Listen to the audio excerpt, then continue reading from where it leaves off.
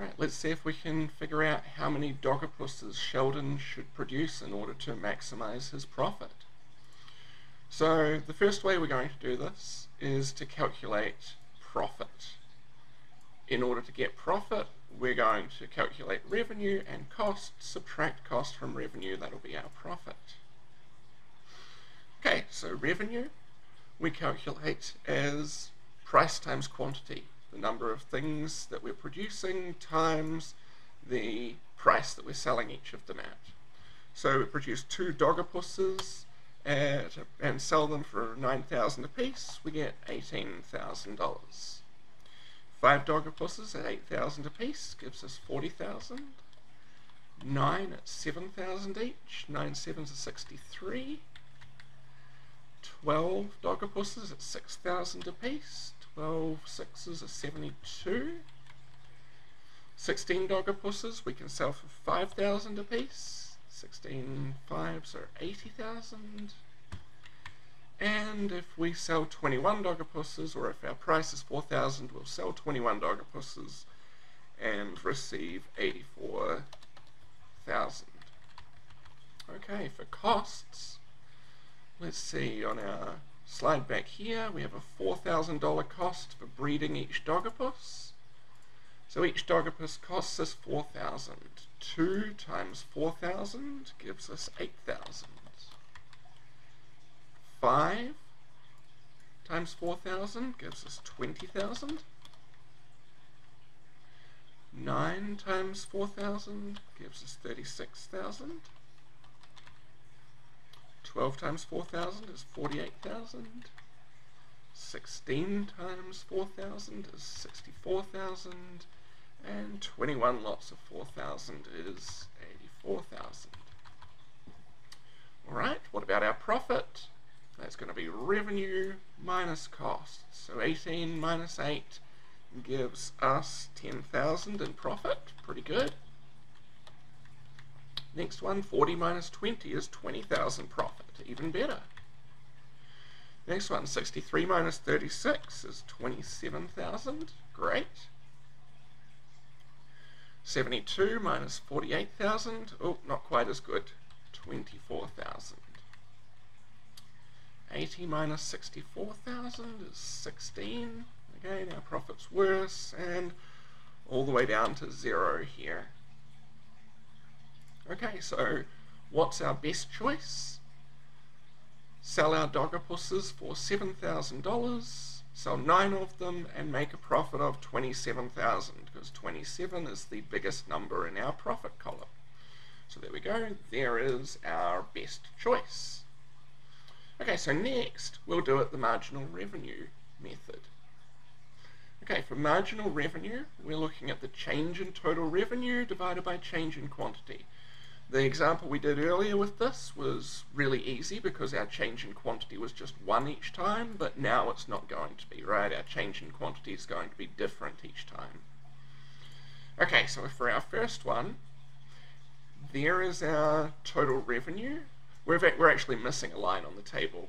The line where the price is so high that nobody buys, and hence we get no revenue.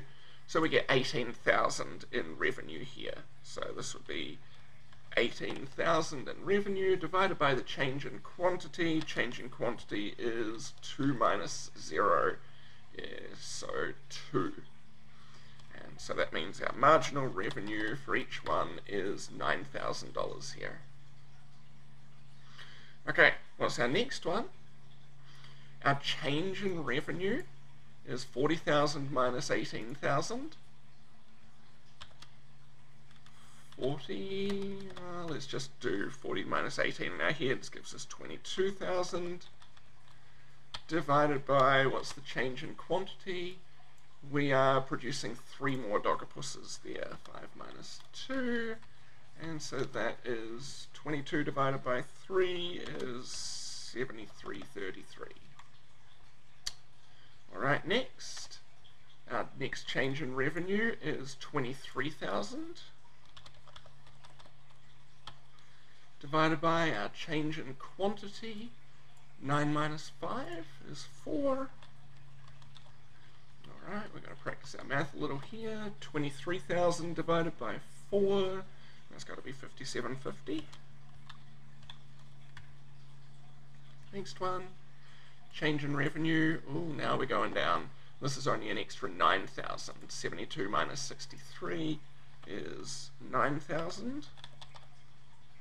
Divided by, change in quantity is 12 minus 9 is 3. Alright, and so that then means our marginal revenue must be 3,000. Generally, I don't need you to fill out all of these equations, the calculations. I'm just doing it to show you guys what's going on. So next up, change in revenue is 8,000. Change in quantity is 4. So we've got 8,000 divided by 4 is 2,000. And then finally, our revenue goes up from 80,000 to 84,000. That's an increase of 4,000 divided by an increase of 5 in quantity. So 4,000 divided by 5 gives us 800. Okay, so what does our rational rule for sellers say? It says we should keep on producing as long as the marginal revenue is greater than the cost. Now we know the marginal cost is 4,000. And our marginal revenue is 9,000, so we want to produce those. 7,300, we want to produce those. 5,700, we want to produce those. 3,000, we don't want to produce those.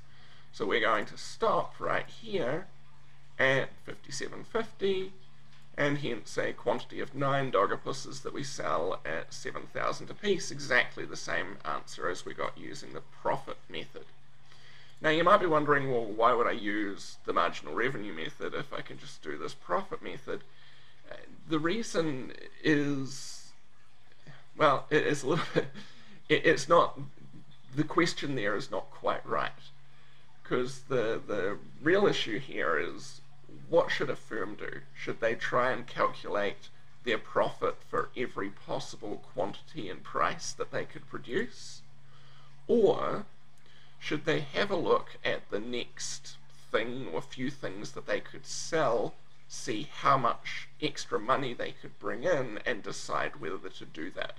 That's actually a lot easier in practice for firms to do than calculating out all of these revenues and costs and hence profits, because a lot of the time we don't know all of our demand curve, and hence we won't know all of our revenue.